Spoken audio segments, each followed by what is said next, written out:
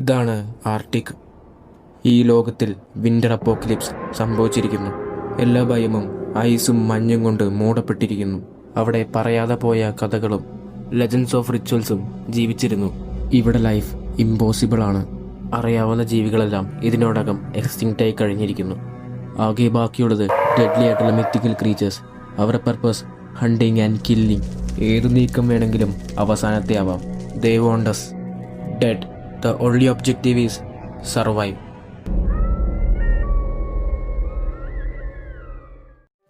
ഈ വേൾഡിൽ മഞ്ഞ് പെയ്യുന്നത് ഒരിക്കലും നിൽക്കില്ല. അതുകൊണ്ട് തന്നെ വളരെ കുറച്ച് മരം മാത്രമേ നമുക്കിവിടെ ലഭിക്കുകയുള്ളൂ. ഗെയിമിൽ ട്രീ കണ്ടുപിടിക്കാൻ കുറച്ച് പാടാണ്. ഭയങ്കര റെയർ ആയിട്ടാണ് ട്രീ ഒക്കെ കാണുള്ളൂ. പിന്നെ രാവിലെയും രാത്രിയും ഹോസ്റ്റലിന് മുമ്പ് സ്പോൺ ആയിക്കൊണ്ടിരിക്കും. വേൾഡിലേക്ക് എത്തിയിട്ട് 10 സെക്കൻഡ്സ് പോലും ആയിട്ടില്ല. അതിന് മുമ്പ് നമ്മൾ ഫ്രീസ് ആവാനായിട്ട് തുടങ്ങിയിട്ടുണ്ട്. വേൾഡ് ഹാർഡ് കോർ മോഡിൽ ലോക്ക്ഡൗൺ. അതുകൊണ്ട് ഒരു തവണ മരിച്ചു കഴിഞ്ഞാൽ പിന്നെ തിരിച്ച് സ്പോൺ ആവാനായിട്ട് സാധിക്കില്ല. അതുകൊണ്ട് ഓരോ സ്റ്റെപ്പും സൂക്ഷിച്ചായിരിക്കണം. ഗെയിമിനെ പറ്റി കുറച്ച് കാര്യങ്ങൾ പറയാനായിട്ടുണ്ട്. ആ ഹാർട്ടിൽ കാണുന്ന വൈറ്റ് സംഭവമാണ് ടെമ്പറേച്ചറിനെ കാണിക്കുന്നത്. ടെമ്പറേച്ചർ ശരിക്കും ഡൗൺ ആകാതിരിക്കാനായിട്ട് നമ്മൾ നോക്കണം. അത് കുറച്ച് ടാസ്ക്കാണ്. കാരണം നമ്മൾ അടുത്ത് ചൂടുള്ള എന്തെങ്കിലും ഒബ്ജക്റ്റ് ഉണ്ടായിരിക്കണം. അതുപോലെ തന്നെയാണ് ഡീഹൈഡ്രേഷൻ്റെ ലെവലും. നമ്മൾ ഡീഹൈഡ്രേഷൻ കറക്റ്റായിട്ട് മെയിൻറ്റെയിൻ ചെയ്യണം. അല്ലെങ്കിൽ അതും നമുക്ക് മരണത്തിലേക്ക് കൊണ്ടുപോകും. നമ്മൾ ഓരോ സമയത്തും നമ്മുടെ ലെവൽ കുറയണനുസരിച്ച് നമ്മൾ ഡീഹൈഡ്രേറ്റ് ചെയ്തുകൊണ്ടിരിക്കണം. നമുക്ക് ഡയറക്റ്റ് വെള്ളം പോയിട്ട് കുടിക്കാൻ പാടില്ല. നമ്മൾ കറക്റ്റായിട്ട് പ്യൂരിഫൈ ചെയ്ത വെള്ളം തന്നെ കുടിക്കണം. അല്ലെങ്കിൽ അതിൻ്റേതായിട്ടുള്ള സ്ലോനെസ് നമുക്ക് ഉണ്ടാവും. ഹെൽത്ത് പ്രോബ്ലംസ് ഒക്കെ വരും. നമ്മുടെ ഹെൽത്ത് കുറയും. അപ്പോൾ നമ്മൾ വളരെ സൂക്ഷിച്ച് വേണം. ഇപ്പം തന്നെ നമുക്ക് വീക്ക്നെസ് കിട്ടിയിട്ടുണ്ട്. അപ്പോൾ നമുക്ക് എത്രയും പെട്ടെന്ന് നമുക്ക് കുറച്ച് ചൂട് ഒപ്പിക്കണം. അതിനായിട്ട് നമുക്ക് ഒരു ഫർണസ് ഉണ്ടാക്കേണ്ട കാര്യമുണ്ട്. ഫർണസ് ഉണ്ടാക്കിയിട്ട് നമുക്ക് കിട്ടിയ കുറച്ച് വുഡ് എടുത്ത് വെച്ചിട്ട് ചാർക്കോളിൽ നിന്ന് നമുക്ക് ഹീറ്റ് ഒപ്പിക്കണം. അതുപോലെ പുറത്തേക്ക് ഇറങ്ങുന്ന സമയത്തും നമ്മൾ ശ്രദ്ധിക്കണം. നമ്മൾ പ്രതീക്ഷിക്കാത്ത ടൈപ്പ് മോബ്സുകൾ സ്പോൺ ആവാനുള്ള ചാൻസ് ഉണ്ട്. നമുക്ക് ചൂട് കിട്ടിയപ്പോൾ നമുക്ക് വാമത്തിനുള്ളൊരു അച്ചീവ്മെൻറ്റ് കിട്ടിയിട്ടുണ്ട്. ഇതിനോടകം നമ്മുടെ ഹങ്കറും ഡീഹൈഡ്രേഷൻ ലെവലും കുറഞ്ഞു തുടങ്ങിയിട്ടുണ്ട്. അതുകൊണ്ട് നമുക്ക് അത് എത്ര പെട്ടെന്ന് റീഫിൽ ചെയ്യണം. ഞാനൊരു ടോർച്ച് എടുത്തിട്ടുണ്ട്. നമുക്ക് ടോർച്ച് വെച്ചാലും നമുക്ക് ചൂട് കിട്ടുന്നതായിരിക്കും. അപ്പോൾ ടോർച്ച് നമ്മുടെ കയ്യിൽ എപ്പോഴും വേണം. കുറച്ച് സ്റ്റോൺ ഒപ്പിച്ചിട്ട് നമുക്ക് നമ്മുടെ ടൂൾസൊക്കെ ഒന്ന് പെട്ടെന്ന് അപ്ഗ്രേഡ് ചെയ്യണം. നമ്മുടെ ടൂൾസ് എല്ലാം അപ്ഗ്രേഡ് ചെയ്ത ശേഷം നമുക്ക് പുറത്തേക്ക് ഇറങ്ങേണ്ട കാര്യമുണ്ട്. നമ്മുടെ വുഡെല്ലാം ഏകദേശം തീരാറായിട്ടുണ്ട്. അതുകൊണ്ട് നമുക്ക് ശ്രദ്ധിച്ച് പുറത്തിറങ്ങി കുറച്ച് വുഡും കൂടെ ഒപ്പിക്കണം. ആ കൂടെ ഇനി 2 ലോഗ് വുഡ് മാത്രമേ ഇനി ബാക്കിയുള്ളൂ. ടൂൾസ് എല്ലാം ഞാൻ അപ്ഗ്രേഡ് ചെയ്തിട്ടുണ്ട്. ഇപ്പോൾ നമുക്ക് കുറച്ച് വുഡ് കളക്ട് ചെയ്യണം. വുഡ് നമുക്ക് വളരെ റെയർ ആയിട്ട് കാണുന്നതുകൊണ്ട് തന്നെ കിട്ടുന്ന വുഡെല്ലാം നമുക്ക് എടുത്തേ പറ്റുള്ളൂ. പിന്നെ അതുപോലെ തന്നെ നമ്മൾ നടക്കുന്ന സമയത്ത് നമ്മൾ ശ്രദ്ധിച്ച് വേണം നടക്കാനായിട്ട്. കാരണം ചില ഭാഗത്തൊക്കെ പൗഡേർഡ് സ്നോ ആണ്. അതിൻ്റെ അർത്ഥം എന്ന് വെച്ച് കഴിഞ്ഞാൽ നമ്മൾ ചിലപ്പോൾ അതിനകത്ത് നിന്ന് കഴിഞ്ഞാൽ മുങ്ങിപ്പോകാനുള്ള ചാൻസ് ഉണ്ട് സ്നോയിൻ്റെ അകത്തേക്ക്. അതുപോലെ ഐസിൻ്റെ മേളിൽ കൂടെ നടക്കുമ്പോൾ നമ്മൾ കറക്റ്റായിട്ട് നടക്കണം. ഫോഴ്സ് എങ്ങനെ കൂടുതൽ കൊടുക്കുകയാണെങ്കിൽ ഐസ് പൊട്ടി നമ്മൾ വെള്ളത്തിൻ്റെ അകത്തേക്ക് ചാടാൻ ചാൻസ് ഉണ്ട്. വെള്ളത്തിൻ്റെ അകത്ത് പോയി കഴിഞ്ഞാൽ നമ്മൾ ഫ്രീസായി മരിക്കാൻ കൂടുതൽ ചാൻസ് ഉണ്ട്. കുറച്ച് മിനറൽസ് കളക്ട് ചെയ്യേണ്ടതായിട്ടുണ്ട്. നമുക്ക് കുറച്ച് കോള്, അയൺ, കോപ്പർ നമുക്കിതിൽ വളരെ അത്യാവശ്യമാണ്. കാരണം കോപ്പർ വെച്ചിട്ടാണ് വാട്ടർ പ്യൂരിഫൈ ചെയ്യാനുള്ള ഐറ്റം ഉണ്ടാക്കേണ്ടത്. അതുകൊണ്ട് കോപ്പർ നമ്മൾ കളക്ട് ചെയ്യണം. ഇത്തരം കാര്യങ്ങളാണ് എനിക്ക് ഗെയിമിനെ പറ്റി അറിയുന്നത്. ഇനി ബാക്കിയുള്ള കാര്യങ്ങൾ നമ്മൾ കളിച്ച് മനസ്സിലാക്കണം. പോകുന്ന വഴി ഞാനൊരു മൈനിങ് ഏരിയ സെറ്റ് ചെയ്ത് വെക്കുന്നുണ്ട്. കാരണം ഫ്യൂച്ചറിൽ എങ്ങാനും ഡയമണ്ട് ആവശ്യമുണ്ടെങ്കിൽ ഇതുവരെ ഡയറക്റ്റ് പോയിട്ട് കുറച്ച് ഡയമണ്ട് കളക്ട് ചെയ്യാം. അതുപോലെ തന്നെ നമുക്ക് കുറച്ച് അയൺ കളക്ട് ചെയ്യാനുണ്ട്. ഇതുവരെ അയൺ കിട്ടിയിട്ടില്ല. അയൺ വെച്ച് ഷീൽഡും അതുപോലെ തന്നെ ബക്കറ്റും ഉണ്ടാക്കണം. ഞാൻ മൈൻ ചെയ്ത് പോയ വഴി തന്നെ കുറച്ച് അയണും കൂടെ ഉണ്ടായി. അപ്പോൾ അയണും കൂടെ ഞാൻ കളക്ട് ചെയ്യാണ്.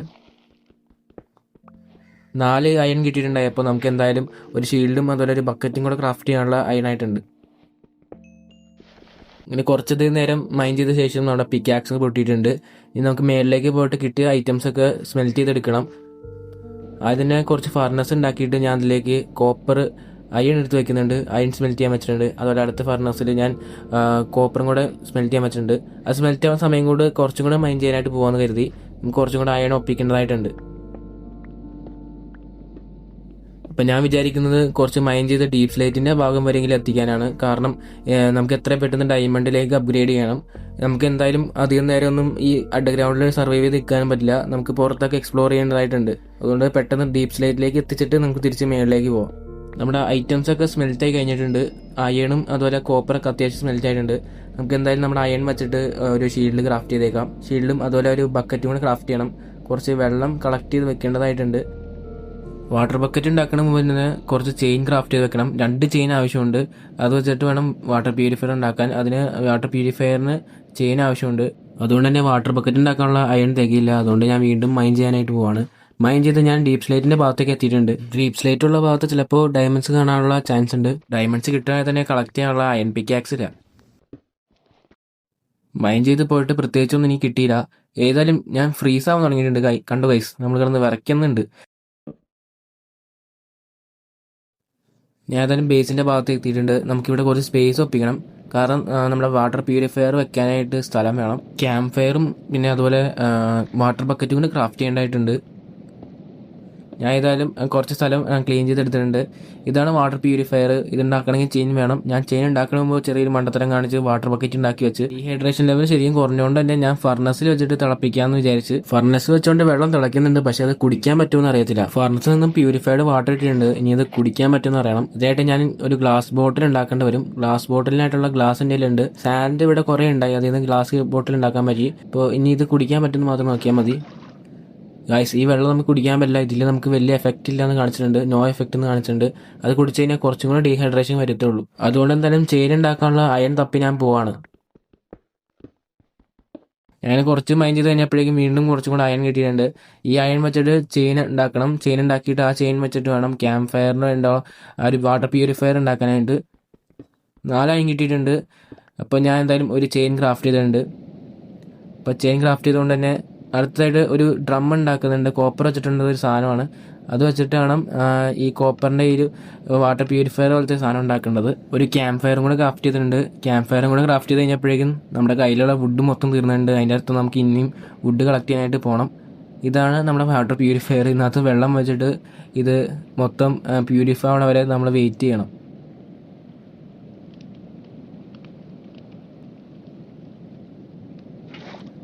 വെള്ളം പ്യൂരിഫൈ ആയിട്ടുണ്ട്. ഇനി നമുക്ക് ഡയറക്റ്റ് നമുക്ക് കുടിക്കാം. ഇനി കുടിക്കുന്നതുകൊണ്ട് നമുക്ക് പ്രത്യേകിച്ച് വലിയ കുഴപ്പമൊന്നും പറ്റാൻ പോകുന്നില്ല. പ്യൂരിഫൈഡ് വാട്ടർ കുടിക്കുന്നതനുസരിച്ച് നമ്മൾ ഹൈഡ്രേറ്റ് ആയിക്കൊണ്ടിരിക്കുന്നുണ്ട്. അതേ നന്നായി.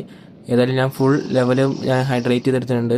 ഇനി ഹൈഡ്രേഷനെ പറ്റി നമ്മൾ ഓർക്കേണ്ട. ഇനി നമുക്ക് ഹങ്കറാണ് മാറ്റേണ്ടത്. നമ്മളിനി എവിടെ പോകുമ്പോഴും വെള്ളം ക്യാരി ചെയ്തുകൊണ്ട് തന്നെ പോകണം. ഹങ്കർ കുറയ്ക്കാനായിട്ട് എഡിബിളായിട്ട് എന്തെങ്കിലും കണ്ടുപിടിക്കണം. ഇവിടെ ഫിഷ് ഉണ്ടെങ്കിൽ ഫിഷ് നമ്മൾക്ക് പിടിച്ചേ പറ്റുള്ളൂ. ആ ഭാഗത്തായിട്ടൊരു സ്പൈഡർ ഉണ്ട്. സ്പൈഡറിനെ കൊന്നാൽ സ്ട്രിങ് കിട്ടും. സ്ട്രിങ് വെച്ചിട്ട് ഫിഷിംഗ് റോഡ് ഉണ്ടാക്കിയിട്ട് ഫിഷിനെ പിടിക്കാം.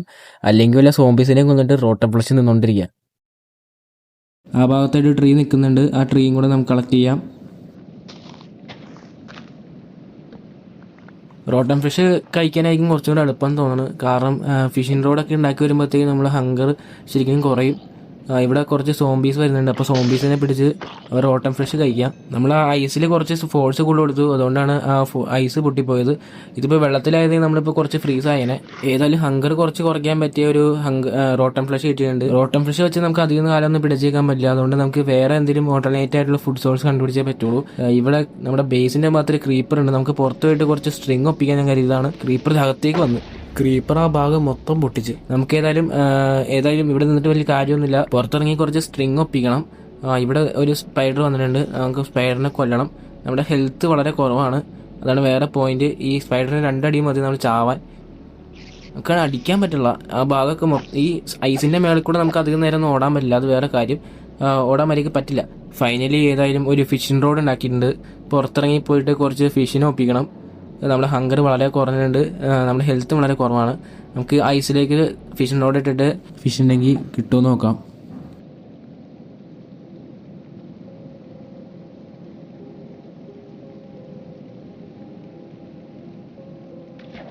ഏതായാലും മറൈൻ ലൈഫ് പോസിബിൾ ആണ്. അതായത് നന്നായി നമുക്ക് ഫിഷ് നമുക്ക് ഫുഡ് സോഴ്സായിട്ട് ഇനി മെയിനായിട്ട് ഉപയോഗിക്കാം. ഇനി കുറച്ചധികം നേരം നമുക്ക് ഫിഷിംഗ് റോഡ് ഇട്ട് കുറച്ച് ഫിഷിനെ ഒപ്പിച്ചിട്ട് നമ്മുടെ ഹങ്കർ ഒന്ന് സെറ്റാക്കി എടുക്കാം. ഫിഷ് കുക്ക് ചെയ്ത് ഞാൻ കഴിക്കുകയാണ്. നമ്മുടെ ഹങ്കർ ഏകദേശം സെറ്റായിട്ടുണ്ട്. നമുക്ക് കുറച്ച് നേരം പുറത്തിറങ്ങിയിട്ട് നമുക്ക് പറ്റിയ എന്തെങ്കിലും സ്ട്രക്ചറോ എന്തെങ്കിലും കാണാൻ നോക്കാം. നമുക്ക് ആവശ്യമുള്ള സ്ട്രക്ചറും അതുപോലെ കിട്ടുന്ന വുഡൊക്കെ നമുക്ക് കളക്ട് ചെയ്യണം. ഏതായാലും നമ്മുടെ കയ്യിൽ വുഡ് വളരെ കുറവാണ്. അതുകൊണ്ട് നമുക്ക് ഇനി വുഡ് കളക്ട് ചെയ്യാൻ പോകണം. ഈ ഭാഗത്തോട് നടക്കാൻ വളരെ ബുദ്ധിമുട്ടാണ്. കാരണം സ്പ്രിന്റ് ചെയ്യാൻ സാധിക്കില്ല. അതുപോലെ പൗഡർ സ്നോ ഏതാണ് സാധാ സ്നോ ഏതാണ് തിരിച്ചറിയാൻ കുറച്ച് ബുദ്ധിമുട്ടുണ്ട്. ഏതായാലും വരുന്ന വഴിയിൽ ഞാൻ ചെറുതായിട്ടൊരു സ്നോയിൽ പെട്ടുപോയിട്ടുണ്ടായി. കുറച്ച് പാടുപെട്ട് പുറത്തിറങ്ങാനായിട്ട്. ഏതായാലും ഞാൻ കുറച്ച് ടോർച്ചൊക്കെ വെച്ച് എങ്ങനെയൊക്കെ രക്ഷപ്പെട്ടിട്ടുണ്ട്. എത്രയും പെട്ടെന്ന് നമുക്ക് ഇവിടുന്ന് മാറണം. കാരണം ഇവിടെ ഒരുപാട് മോംസ് ഉണ്ട്. ആ ഒരു ഭാഗത്തായിട്ടൊരു മരം നിൽക്കുന്നുണ്ട്. പക്ഷെ ശ്രദ്ധിച്ച് വേണം പോകാനായിട്ട്. അതിൻ്റെ അടുത്തായിട്ട് ഒരു ഹീറോ ബ്രെയിനെ പോലത്തെ ഒരു ജീവി നിൽക്കുന്നുണ്ട്. ആ ഒരു ജീവി കാണാതെ എങ്ങനെയെങ്കിലും ആ ഒരു മരം കളക്ട് ചെയ്യണം. അതാണ് നമ്മുടെ ഒബ്ജക്റ്റീവ്. ഞാൻ ഏതായാലും ഈ മലേൻ്റെ മേളിൽ കൂടെ പോയിട്ട് അവിടേക്ക് എത്താൻ പറ്റും നോക്കാം. ഇവിടെ ഒരു കേവ് ഉണ്ട്. അപ്പോൾ ആ കേവിലൂടെ എങ്ങനെയും കയറാൻ നോക്കാം. ഈ മഞ്ഞിൽ എപ്പോഴും പെട്ടുപോകും. അതാണ് ഏറ്റവും വലിയ പ്രശ്നം. കേവിലൊക്കെ ചില സമയത്ത് പൗഡർ സ്നോ കാണാറുണ്ട്. അതിലെങ്ങാനും പെട്ടുപോയി കഴിഞ്ഞാൽ നമ്മൾ വേറെ ഏതെങ്കിലും ദിക്കിൽ പോയിട്ട് എത്തും. നമ്മൾ നോക്കി വെച്ച മരം എന്താ അവിടെ നിൽക്കുന്നുണ്ട്, അത് പോയിട്ട് എങ്ങനെയും കളക്ട് ചെയ്യണം. അതുപോലെ തന്നെ ഇവിടെ മൊത്തം മോബ്സ് ഉള്ളതുകൊണ്ട് അതെങ്ങനെ എടുക്കുമെന്ന് എനിക്ക് അറിയാൻ പാടില്ല. മേളിലൊക്കെ കയറിയിട്ട് എന്തെങ്കിലും ചെയ്യാൻ പറ്റുമോ നോക്കാം.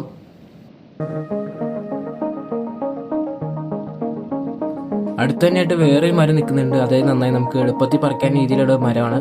നമ്മൾ ആ താഴേക്ക് പോയെങ്കിൽ എന്തായാലും മരിച്ചേനെ. പക്ഷെ നമ്മൾ അടുത്ത് തന്നെ ഒരു മരം നിൽക്കുന്നുണ്ട്. രാത്രി ഈ മഞ്ഞത്തെ കൂടെ നടക്കാനായിട്ട് ചെറിയ പേടിയുണ്ട്. ഇപ്പം എങ്ങാനും പെട്ടെന്ന് വെച്ചിട്ട് ജംസ്കെയർ വന്നാൽ തന്നെ ഞാൻ ഞെട്ടും, അത് ഉറപ്പാണ്. അതിൽ നേരമൊന്നും എനിക്കിവിടെ പിടിച്ചേക്കാൻ പറ്റില്ല. അതുകൊണ്ട് ഞാൻ എന്തായാലും പെട്ടെന്ന് തന്നെ നമ്മുടെ ബേസിലേക്ക് പോവാണ്. കാരണം ഇപ്പൊ തന്നെ ഇവിടെ മോബ്സ് സ്പോൺ ആവും. ഏതായാലും ബേസിന്റെ ഭാഗത്തേക്ക് എത്താറായിട്ടുണ്ട്. നമുക്ക് എത്രയും പെട്ടെന്ന് ബേസിലേക്ക് പോയിട്ട് വുഡ് വെച്ച് നമുക്ക് ആവശ്യമുള്ള കാര്യങ്ങളൊക്കെ സെറ്റ് ചെയ്യണം. ഒരു ചെസ്റ്റും അതുപോലെ വേറെ കുറച്ച് കാര്യങ്ങൾ സെറ്റ് ആക്കാനായിട്ടുണ്ട്. ഞാൻ ബേസ് എവിടെയാണെന്ന് ഞാൻ കാണിച്ചിട്ടുണ്ടായിരുന്നില്ല. ആ ചെറിയ ഗുഹയിലാണ് നമ്മുടെ ബേസ്. അയ്യോ ദേ ഇവിടെ വേറെ ഒരു പൗഡേഴ്സിന് പെട്ടുപോയതിനെ. ഇപ്പോൾ വലിയ ആഴം ഉണ്ടായില്ല, അതുകൊണ്ട് എന്തായാലും നന്നായി. ഇതാണ് നമ്മുടെ ബേസ്. ഇതിന്റെ അകത്താണ് നമ്മുടെ സാധനങ്ങളൊക്കെ വെച്ചാണ്. ഗൈസ് അങ്ങനെ കുറെ നേരത്തിന് ശേഷം രാവിലെ ആയിട്ടുണ്ട്. രാവിലെ ആകുമ്പോൾ കുറച്ച് സമാധാനമുണ്ട്. മോബ്സിനൊക്കെ പെട്ടെന്ന് തിരിച്ചറിയാൻ പറ്റും. അതായത് നന്നായി. ഞാൻ എന്തായാലും ഫിഷ് ചെയ്തുകൊണ്ടിരിക്കുകയാണ്. കുറച്ച് നേരം ഫിഷ് ചെയ്തിട്ട് നമ്മുടെ ഫുഡൊക്കെ ഒന്ന് റീഫിൽ ചെയ്യണം. നമ്മുടെ ഹങ്കറും അതുപോലത്തെ കാര്യങ്ങളൊക്കെ ഒന്ന് സെറ്റ് ആക്കി എടുക്കണം. ഈ ഫ്രീസിംഗ് ടെമ്പറേച്ചറിൽ ഇവിടെ നിന്നിട്ട് ഫിഷ് ചെയ്യാൻ വേറെ ഫീൽ തന്നെയാണ്. കുറച്ച് ഫുഡ് ഒപ്പിച്ച ശേഷം നമുക്ക് കുറച്ച് എക്സ്പ്ലോർ ചെയ്യാനായിട്ട് പോകണം. ഇന്നലത്തെ പോലെ വുഡ് കളക്ട് ചെയ്യാനൊന്നും അല്ല, നമുക്ക് വല്ല പുതിയതായിട്ടുള്ള സ്ട്രക്ചറും എല്ലാം സ്പോട്ട് ചെയ്യാൻ പറ്റുമെന്ന് കരുതിയാണ് ഞാൻ പോകാൻ നിൽക്കുന്നത്.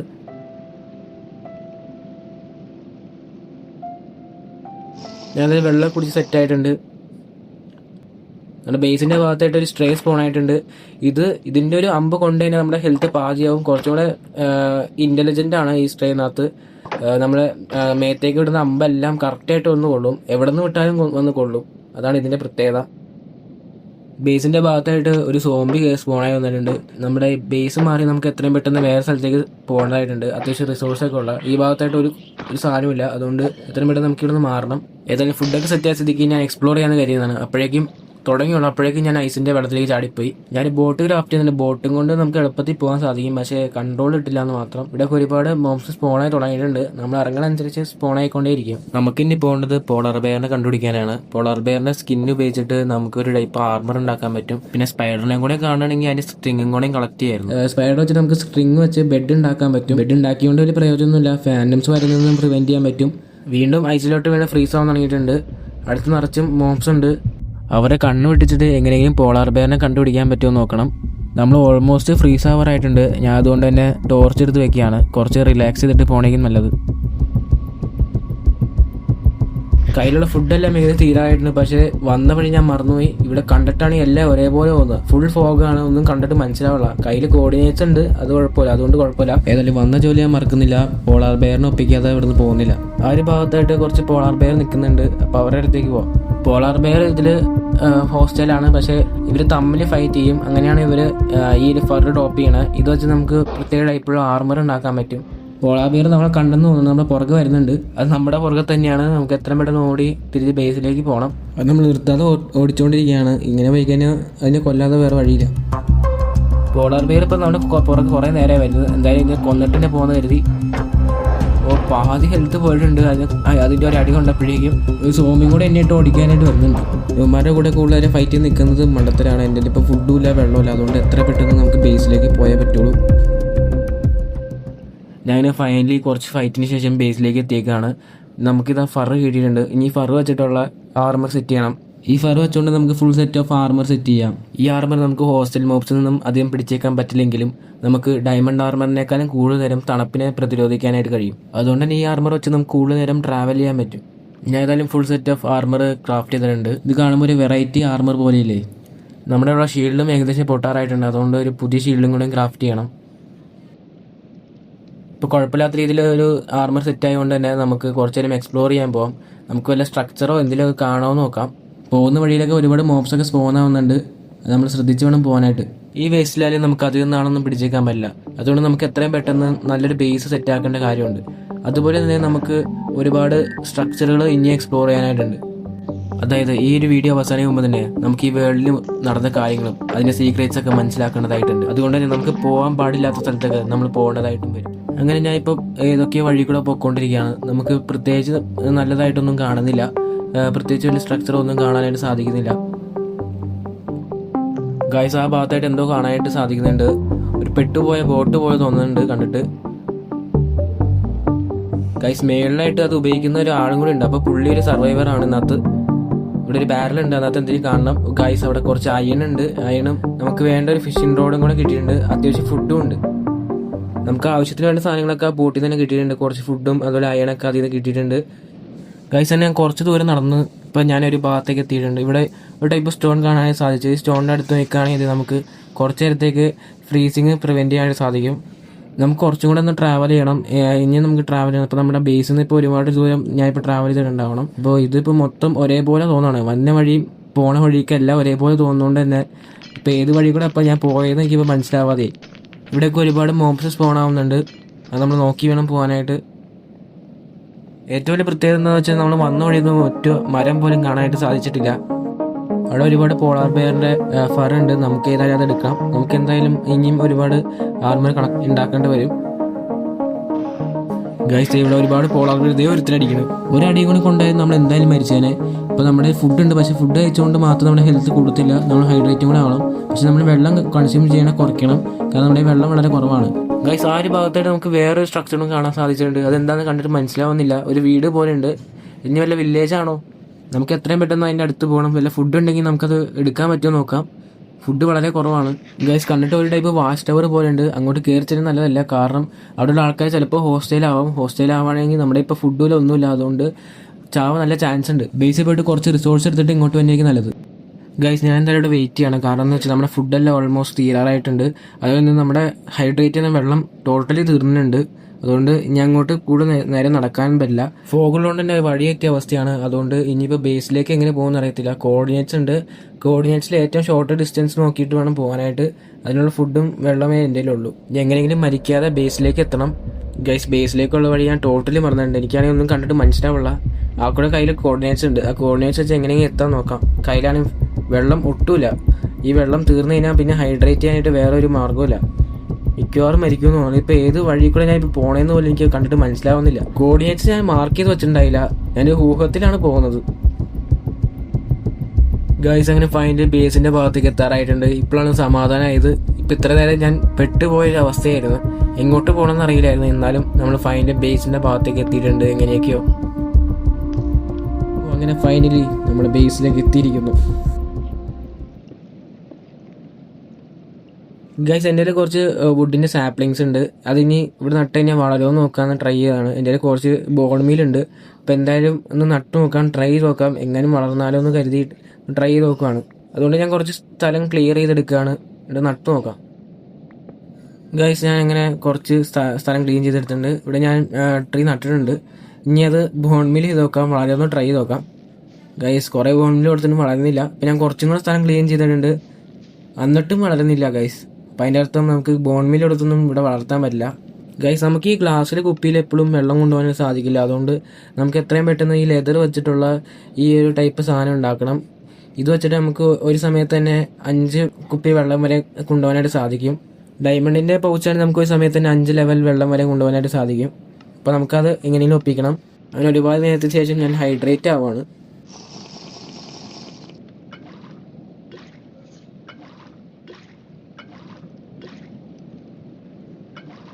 ഗൈസ്, ഞാനിവിടെ ഇൻഫിനിറ്റി വാട്ടർ സോഴ്സ് ഉണ്ടാക്കിയിട്ടുണ്ട്. ഇവിടെ വെച്ച് നമുക്ക് ഫിഷിനെ പിടിക്കാൻ പറ്റും. അവിടെ നിന്ന് കുറച്ച് നേരം ഫുഡ് പിടിച്ചിട്ട് നമുക്ക് ഇനി അടുത്ത ചെയ്യേണ്ടതെന്ന് വെച്ചാൽ നമ്മുടെ ആർമർ ഇനി അപ്ഗ്രേഡ് ചെയ്യണം. ഈ ആർമർ വെച്ചിട്ട് ഒന്നും ആവാൻ പോകണം. അതുകൊണ്ട് നമുക്ക് ഇനി ഡയമണ്ട് ആർമറിലേക്ക് സെറ്റ് ചെയ്യേണ്ടതായിട്ടുണ്ട്.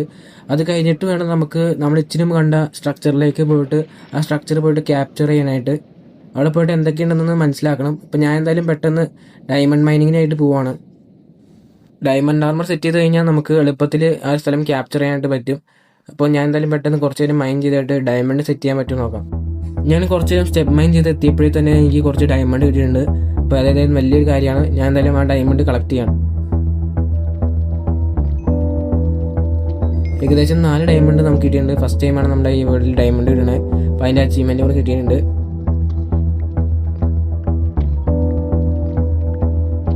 ഞാൻ കുറച്ചേരം വീണ്ടും മൈൻ ചെയ്തപ്പോഴേക്കും എനിക്ക് വീണ്ടും കുറച്ചും കൂടെ ഡയമണ്ട് കിട്ടിയിട്ടുണ്ട്. ആ കൂടെ ഒരു ഡയമണ്ട് ഉണ്ടായുള്ളൂ. എന്നാലും ഞാൻ വീണ്ടും മൈൻ ചെയ്ത് പോയി. ഞാൻ വീണ്ടും കുറച്ചും കൂടെ മൈൻ ചെയ്ത് കഴിഞ്ഞപ്പോഴേക്കും വീണ്ടും കുറച്ചും കൂടെ ഡയമണ്ട് കിട്ടിയിട്ടുണ്ട്. 4 ഡയമണ്ട് വരെ എനിക്ക് കിട്ടി. പിന്നെ കുറച്ച് ഞാൻ കേവ് എക്സ്പ്ലോർ ചെയ്തപ്പോഴേക്കും വീണ്ടും അവിടെ നിന്ന് ഒരുപാട് ഡയമണ്ട് കിട്ടി. അതും ഞാൻ കളക്ട് ചെയ്തു. ഒരുപാട് നേരം സ്ട്രിപ്പ് മൈൻ ചെയ്ത് കഴിഞ്ഞപ്പോഴേക്കും വീണ്ടും കുറച്ചും കൂടെ ഡയമണ്ട് കിട്ടി. അതും ഞാൻ കളക്ട് ചെയ്തു. പിന്നെ വീണ്ടും കുറച്ചുകൂടെ ഡയമണ്ട് സ്ട്രിപ്പ് മൈൻ ചെയ്തപ്പോൾ കിട്ടി. പിന്നെ സ്ട്രിപ്പ് മൈൻ ചെയ്തപ്പോഴേക്കും എനിക്ക് ഒരുപാട് ഡയമണ്ട് കിട്ടി ഒരു ഭാഗത്തുനിന്ന് തന്നെ. അതെങ്ങനെ ഇത്ര ഡയമണ്ട് ഒന്നും എനിക്ക് അറിയത്തില്ല. ഞാൻ ഫസ്റ്റ് ടൈമാണ് മൈൻക്രാഫ്റ്റ് ഇത്ര ഡയമണ്ട് കാണുന്നത്. ഒരുമിച്ച് 5 ഡയമണ്ടിൻ്റെ കൂടുതൽ 6 ഡയമണ്ട് ഉണ്ടായിരുന്നു തോന്നുന്നു അവിടുന്ന് മാത്രം.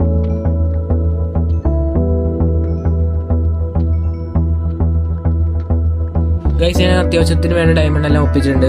ഏതായാലും വന്ന സ്ഥിതിക്ക് ഞാൻ ഫുൾ ഡയമണ്ട് ആർമറും ടൂൾസിലേക്കും അപ്ഗ്രേഡ് ചെയ്യാനായിട്ട് പോവാണ്.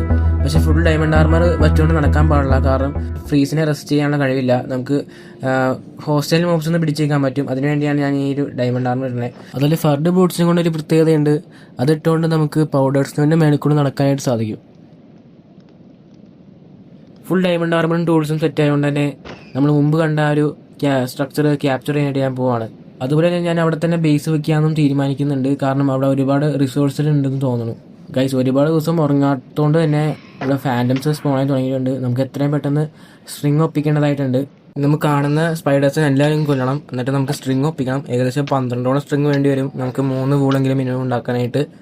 ഇവിടെ ഈ സ്കെൽറ്റിനെ കൊണ്ട് നല്ല പാടാണ്. നമ്മൾ അങ്ങോട്ട് കയറി ചെല്ലുമ്പോഴത്തേക്കും ആ സ്കെൽറ്റിനെ അവിടെ നിന്ന് മാറും.